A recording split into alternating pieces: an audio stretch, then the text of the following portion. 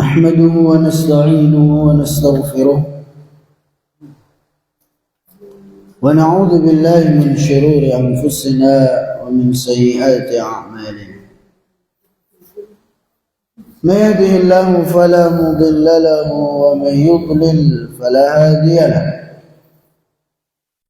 وأشهد أن لا إله إلا الله وحده لا شريك له، وأشهد أن نبينا محمدا عبده ورسوله. رب اشرح لي صدري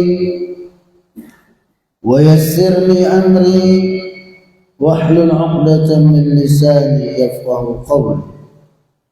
اللهم انفعنا بما علمتنا وعلمنا ما ينفعنا وزدنا علما يا رب العالمين. Ikhwanul a'izza, puji dan syukur senantiasa kita panjatkan kepada Allah Subhanahu wa taala atas segala limpahan nikmat dan karunia yang telah Allah Subhanahu wa taala berikan kepada kita semua. Sebagaimana salawat serta salam senantiasa kita peruntukkan kepada Nabi kita yang mulia, Nabi besar Muhammad sallallahu alaihi wasallam. Begitu pula kepada keluarga beliau, kepada sahabat-sahabat beliau, kepada orang-orang yang selalu berusaha mengikuti dan menapaki jejak beliau hingga akhir zaman kelak. Para jemaah yang mudah-mudahan dimuliakan dan dirahmati oleh Allah Azza wa Jalla, pada kesempatan ini kita akan melanjutkan pembahasan kita dari Kitabul Adab. Itu beberapa pembahasan yang berkaitan dengan adab-adab Islamiyah yang semestinya difahami oleh setiap muslim dan muslimah. Di mana pada pekan atau 2 pekan yang lalu kita sudah menyampaikan beberapa hal kaitan dengan muqaddimah dari kitab ini, dan sekarang kita akan masuk pada adab yang pertama, yaitu mazahirul adab ma'allah. Ini bagaimana semestinya adab seorang hamba ya kepada Allah Subhanahu wa ta'ala. Dan tentunya ini adab kepada Allah Subhanahu wa ta'ala adalah adab yang terbesar yang wajib dilaksanakan oleh setiap muslim, sehingga dengannya dia bisa meraih keridhaan Allah Subhanahu wa ta'ala, bisa meraih kecintaan Allah Subhanahu wa ta'ala, bahkan dengannya dia bisa meraih syurganya Allah Subhanahu wa ta'ala.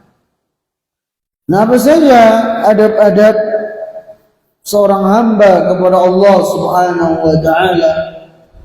Yang pertama kata beliau adalah al-ikhlasu lillah fi kulli ma taqulu wa taf'al. Yani semestinya bagi anda untuk ikhlas kepada Allah Subhanahu wa ta'ala pada setiap apa yang anda ucapkan dan apa yang anda lakukan. Fatakunu aqwalaka atau aqwaluka wa af'aluka khalisatan lillah, sehingga dengan demikian ucapan-ucapan anda, perbuatan-perbuatan anda itu semua ikhlas, anda murnikan semata-mata hanya untuk Allah, tabtaghi biha wajha Allah wad daral akhirah, yang dengannya kemudian anda mengharapkan wajah Allah, yang dengannya kemudian anda mengharapkan negeri akhirat. Ya, maksudnya setiap amal soleh, ibadah-ibadah yang kita lakukan, baik itu ibadah lisan, dari zikir, baca Quran, ya, begitu pula ibadah anggota tubuh seperti sholat, rukuk, sujud, ya, menolong orang lain, begitu pula ibadah-ibadah hati. Nah, itu semua hendaknya kita peruntukkan lillahi ta'ala, hanya kepada Allah subhanahu wa ta'ala satu-satunya, dan mengharapkan, ya, kebaikan di negeri akhirat nanti. Ya, sebagaimana yang Allah subhanahu wa ta'ala sebutkan dalam Al-Quran, faman kana yarju liqa'a rabbih falyamal amalan salihan wa la yusyrik bi ibadati rabbih ahad. Yang artinya barang siapa yang mengharapkan perjumpaan dengan Tuhannya, itu perjumpaan dalam kondisi dia diridhai oleh Allah subhanahu wa ta'ala, hendaknya dia mengerjakan amal soleh dan tidak menyekutukan Allah subhanahu wa ta'ala dengan sesuatu pun dalam amal soleh yang dia lakukan. Nah, lihat di sini. Ini dalam surah Al-Kahfi ayat 110. Ya, Allah subhanahu wa ta'ala menyebutkan dua syarat jika ingin tatkala berjumpa dengan Allah nanti dalam keadaan kita diridhai olehnya, ada dua syarat. Pertama, laksanakan amal soleh. Kapan amal soleh itu dikatakan betul-betul amal soleh? Ketika pelaksanaannya sesuai dengan tuntunan, sesuai dengan contoh yang telah diajarkan oleh Nabi Sallallahu Alaihi Wasallam. Baru amal itu dikatakan amal soleh.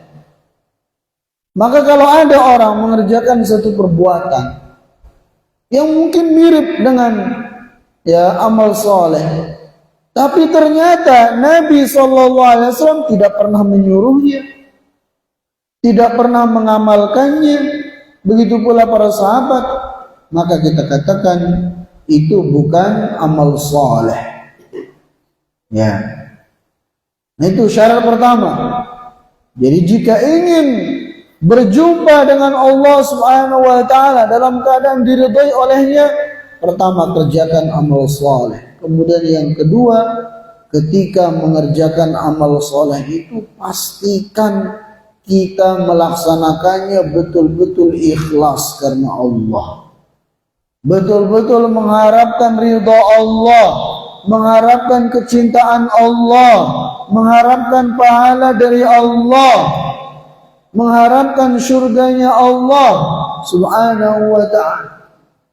Jangan pernah, ya, tercampuri dengan niat-niat selain Allah. Ya, karena itu akan merusak amal soleh kita.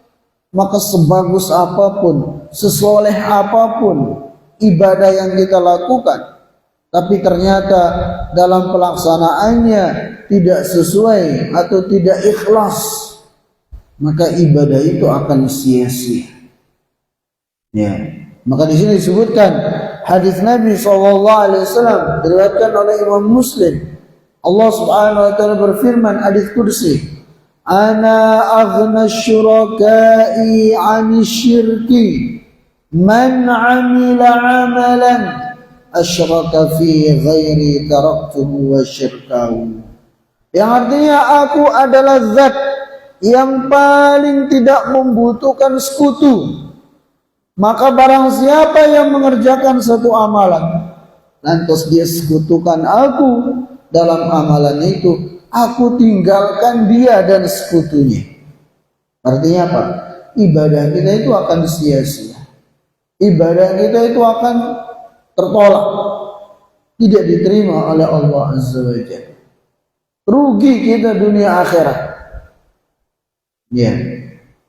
Apalagi ibadah-ibadah yang membutuhkan dana besar. Itu hati-hati dalam keikhlasan kita. Jangan sampai nggak ikhlas. Haji misalnya itu puluhan juta. Ya, kalau ada orang kemudian Ya niatnya haji supaya dipanggil Pak Haji misalnya, supaya dipanggil Bu Haji. Itu tujuannya misalnya, supaya dapat sanjungan pujian dari manusia. Ya, maka ini akan bisa merusak pahala hajinya itu. Umroh misalnya, ada orang umroh ya tujuannya untuk pamer supaya dikatakan dia banyak duit misalnya, supaya dapat pujian sanjungan misalnya. Itu akan merusak pahala umroh kita. Sedekah misalnya, ya niatnya sedekah untuk pamer supaya dikatakan orang berduit misalnya. Niatnya sedekah supaya dikatakan seorang dermawan, ya supaya dipuji disanjung oleh manusia, akan rusak pahala sedekahnya itu. Ya, nah ini pentingnya ikhlas ini para jamaah yang mudah-mudahan dimuliakan dan dirahmati oleh Allah Azza wa Jalla. Makanya para ulama mengatakan kam min amalin kabirin tusaghiruhu niyyah.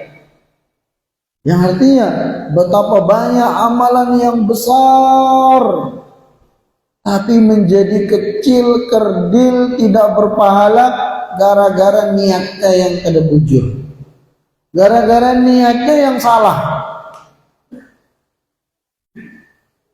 Maka disebutkan dalam sebuah hadis, dan kita takut ya termasuk dari orang-orang yang disebutkan dalam hadis ini.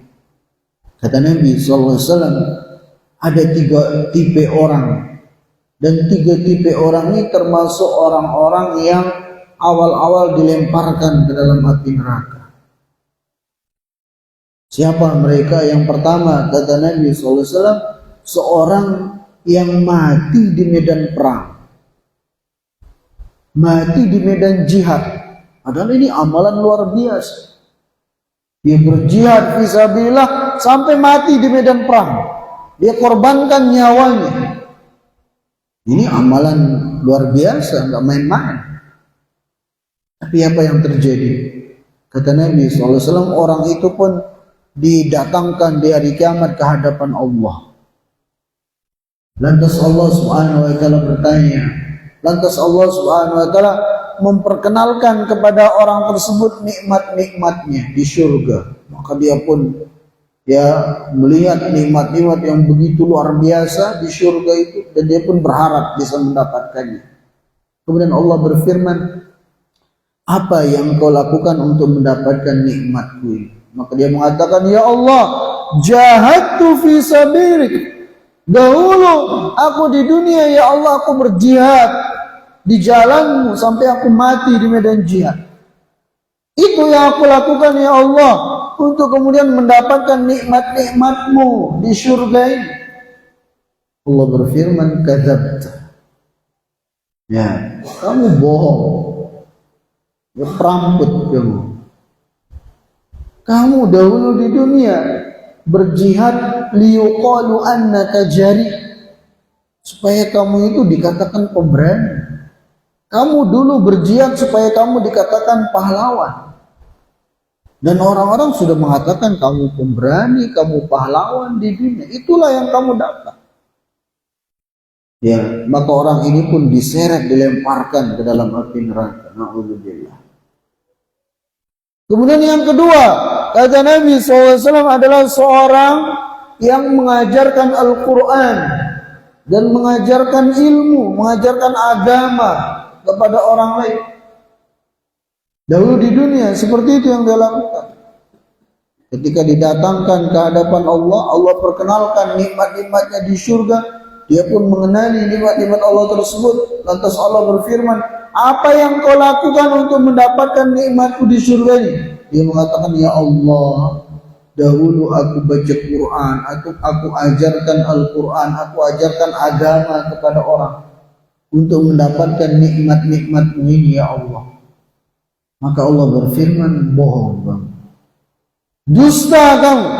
Kamu dahulu di dunia mengajarkan Al-Quran, membaca Quran, supaya orang-orang mengatakan kamu adalah qari, Kamu mengajarkan agama supaya orang mengatakan kamu ustaz, kamu kiai, kamu tuan guru, supaya kamu dipuji oleh manusia. Dan orang-orang sudah mengatakan seperti itu kepadamu di dunia, maka itulah yang kamu dapatkan. Maka orang ini pun dilemparkan ke dalam api neraka gara-gara salah niat. Yang ketiga, seorang yang di dunia rajin infak, rajin sedekah. Nah, Allah Subhanahu wa taala perkenalkan nikmatnya di surga, dia pun mengenal nikmat-nikmat Allah dan berharap mendapatkan. Lantas Allah berfirman, "Madza amilta fi, apa yang kau lakukan untuk mendapatkan nikmat-nikmat ini?" Dia mengatakan, "Ya Allah, dahulu aku berinfak, bersedekah di jalan-Mu." Allah berfirman, "Kadzabta, bohong kau. Kamu dahulu di dunia bersedekah supaya kamu dikatakan seorang dermawan. Dan orang-orang sudah mengatakan seperti itu kepada." Ya, maka orang ini pun dilemparkan ke dalam api neraka. Bayangkan ya para jamaah, 3 amalan yang luar biasa, yang harusnya dengannya seorang itu langsung masuk surga, tapi gara-gara salah niat. Ya, yang satunya berjihad supaya dikatakan pemberani, dikatakan pahlawan. Satunya mengajarkan Al-Quran untuk dikatakan qari, untuk dikatakan ahli qiraah, untuk dikatakan ustadz, kiai, tuan guru dan seterusnya. Artinya supaya dipuji manusia. Yang satunya sedekah supaya dikatakan orang dermawan, ya, mengharapkan pujian manusia. 3 amalan yang agung ini, tapi gara-gara niatnya yang salah, ya, gara-gara niatnya yang rusak, gara-gara niatnya tidak ikhlas karena Allah Subhanahu wa ta'ala, maka apa yang terjadi? 3 amalan yang besar itu tidak bernilai sama sekali di sisi Allah Subhanahu wa ta'ala. Nah, jadi para jamaah yang mudah-mudahan dimuliakan dan dirahmati oleh Allah Azza wa Jalla, jadi adab kita yang pertama kepada Allah Subhanahu wa ta'ala yang disebutkan oleh Syekh di sini adalah pastikan kita itu dalam setiap amal soleh yang kita lakukan, baik itu ibadah lisan, ibadah anggota tubuh, ibadah harta, ya, pastikan kita mengerjakannya karena Allah, ikhlas lillahi ta'ala. Dan ini ikrar kita. Bahkan salah satu doa iftitah yang sunnah kita baca adalah apa? Qul inna salati wa nusuki wa mahyaya wa mamati lillahi rabbil alamin. Katakanlah, sesungguhnya salatku, ibadahku, sembelihanku, hidupku dan matiku, itu semuanya aku serahkan kepada Allah, Tuhan semesta alam. Ini ikrar kita. Jangan lupa dengan ikrar. Maka selalu terus benahi niat-niat kita itu. Jangan sampai salah. Ya, salah niat habis pahala kita. Sia-sia amal soleh kita. Ya. Baik. Kemudian yang kedua, para jamaah yang mudah-mudahan dimuliakan dan dirahmati oleh Allah Azza wa Jalla, dari adab kita kepada Allah Subhanahu wa ta'ala adalah ifradu Subhanahu wa ta'ala bi jami'i anwa'il ibadah, yaitu hendaknya kita mengesahkan Allah Subhanahu wa ta'ala dalam seluruh amal ibadah yang kita lakukan, al-qawliyah wal-fi'liyah, baik itu ibadah dalam bentuk ucapan ataupun ibadah dalam bentuk perbuatan. Hendaknya kita esahkan Allah Subhanahu wa ta'ala padanya. Jangan pernah kita peruntukkan kepada selainnya. Wa anta ta'taqida, dan hendaknya Anda meyakini haqqan, dengan sebenar-benarnya, anna Allah wahdahu huwal mustahiqqu lil ibadah, bahwasanya Allah Subhanahu wa taala satu-satunya dialah yang berhak untuk diibadahi, wa anna kullama siwahu batilun, dan bahwasanya semua sesembahan-sesembahan yang disembah selain Allah itu semua sesembahan yang batil. Ya, baik itu dari patungnya, dari salibnya, dari pepohonannya, ya, dari bebatuannya, atau apapun bentuknya. Sesembahan-sesembahan selain Allah wajib kita yakini itu semua sesembahan yang batil, tidak berhak untuk disembah. Dan inilah makna dari kalimat tauhid, la ilaha illallah. Artinya apa? Tidak ada Tuhan yang berhak disembah kecuali Allah. Memang Tuhan di dunia ini banyak, yang disembah oleh manusia banyak, tapi yang berhak untuk diibadahi cuma satu, dialah Allah Subhanahu wa taala, bukan yang lainnya. Ini adab, bahkan adab yang tertinggi. Ya, adab seorang hamba kepada Allah adalah mentauhidkan Allah, mengesahkan Allah dalam setiap amal ibadah yang dia lakukan. Ya, makanya manusia yang paling biadab adalah dia yang menduakan Allah. Ya, karena dia nggak ada adabnya sama Allah Subhanahu wa taala. Ya, Allah dia jadikan sekutu. Ya, Allah yang esa dia jadikan sekutu bagi. Ini orang yang paling nggak beradab sama Allah. Ya, makanya kalau ada orang sama manusia, masya Allah, adabnya luar biasa. Ya, disiplinnya luar biasa.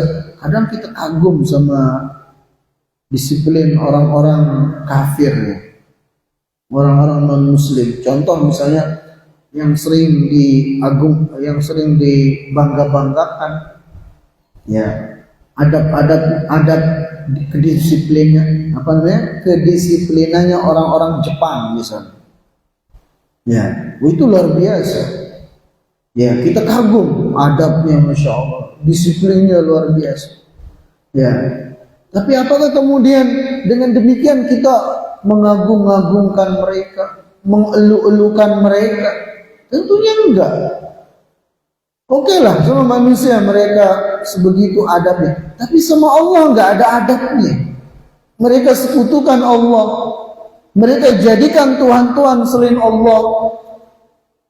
Ya, maka sebaik apapun adab seseorang kepada makhluk, kalau kepada Allah dia nggak ada adabnya, ya nggak ada nilainya orang itu di sisi Allah Subhanahu wa ta'ala. Karena adab tertinggi adalah adab kepada Allah, baru kemudian adab kepada sesama. Betul, selain kita ya beradab kepada Allah dengan mentauhidkannya, juga kita harus beradab kepada manusia. Betul, itu harus kita lakukan. Ya, tapi jangan sampai kemudian seorang kepada manusia, masya Allah, adabnya luar biasa, tapi kepada Allah dia sekutukan, dia jadikan Tuhan-Tuhan selain Allah. Itu nggak beradab namanya. Ya, makanya sebaik apapun seorang, kalau dianya tidak beradab sama Allah, kebaikan-kebaikannya itu tidak ada nilainya di sisi Allah. Ya, dahulu di zaman Nabi SAW atau sebelum Nabi SAW diutus sebagai seorang Nabi, ada seorang yang sangat dermawan, sangat baik sama manusia, namanya Abdullah ibn Jud'an. Ya, orangnya luar biasa. Hari-hari itu ya dia ngundang orang untuk makan di rumahnya. Sampai disebutkan ya apa namanya alat masak itu begitu besar dia buat untuk menjamu orang-orang tiap hari. Memang orangnya kaya raya dan sangat dermawan. Bahkan Nabi SAW sendiri ketika beliau masih apa namanya masih muda, masih kanak-kanak itu sering atau terkadang datang makan ke rumahnya Abdullah ibnu Jud'an.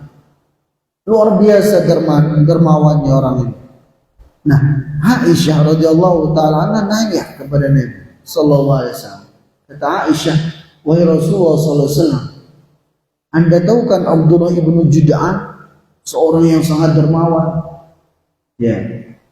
Nah, apakah kedermawanannya itu bermanfaat bagi dia di akhirat? Kata Nabi SAW, enggak, wahai Aisyah, sama sekali enggak. Li'annahu lam yaqul yawman ma Rabbi ghfirli khati'ati yawma yub'atsun atau kama qala. Kata Nabi SAW, sama sekali tidak ada manfaatnya kebaikannya kepada manusia, karena dia tidak pernah mengatakan, ya Allah ampunilah Tuhan, ya Allah Tuhanku ampunilah dosa-dosaku pada hari dibangkitkannya atau pada hari kiamat nanti. Artinya apa? Abdullah ibnu Jud'an ini tidak beriman kepada Allah. Dia tidak beriman kepada hari kebangkitan. Ya, sehingga apa? Kebaikannya kepada manusia nol. Enggak ada nilainya di sisi Allah Subhanahu wa ta'ala. Itu. Ya. Maka orang kafir sebaik apapun dia, sebanyak apapun kebaikan yang dilakukan kepada sesama itu mungkin di dunia iya. Ya, disebutkan dalam hadis seorang kafir apabila melakukan kebaikan ut'ima bihi tu'matan fid dunya, Allah akan mudahkan rezekinya di dunia. Di dunia mungkin Allah balas dia, dimudahkan rezekinya kalau orangnya baik. Tapi kalau di akhirat nggak ada nilainya di sisi Allah Subhanahu wa ta'ala.